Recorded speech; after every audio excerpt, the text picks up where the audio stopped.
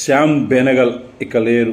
భారతీయ సినీ పరిశ్రమలో ప్రముఖ దర్శకుడు, నిర్మాత మరియు రచయితగా ఆయన ఎన్నో పేరు ప్రఖ్యాతులు సాధించారు. భారతీయ సినిమా రంగంలో ప్రత్యేకమైన ప్రాధాన్యం ఉన్న వ్యక్తి. ఆయన సినిమాలు సామాజిక సమస్యలపై ఆలోచనాత్మక దృష్టిని అందిస్తాయి. ఈయన పూర్తి పేరు శ్యామ్ సుందర్ బెనగల్. డిసెంబర్ 14, 1934లో ఉత్తరప్రదేశ్లోని అలీఘర్లో జన్మించినప్పటికీ ఆయన పెరిగిందంతా హైదరాబాదే కావడం విశేషం. ఆయన హైదరాబాద్ విశ్వవిద్యాలయంలో ఎకనామిక్స్ పట్టా పొందారు. వృత్తి జీవితంలో ముఖ్య ఘట్టాలు: సినీ రంగంలో ప్రవేశం. 1974లో అంకుర్ అనే సినిమాతో దర్శకుడుగా అరంగేట్రం చేశారు.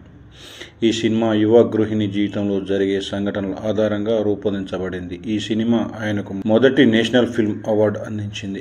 ఆయన తీసిన ప్రముఖ చిత్రాల్లో చూసినట్టయితే నిశాంత్, మంచో మంజులు, భూమిక, జునూన్, మమ్మో, జుబైదా, ఈ సినిమాలన్నీ కూడా ఆయనకు చాలా పేరు తీసుకొచ్చాయి. అంతేకాకుండా ఆయనకు నేషనల్ అవార్డ్స్ కూడా వచ్చాయి. నేషనల్ అవార్డు మొత్తం 15 నేషనల్ అవార్డులు గెలుచుకున్నారు. పద్మశ్రీ అవార్డు 1976లో, పద్మభూషణ్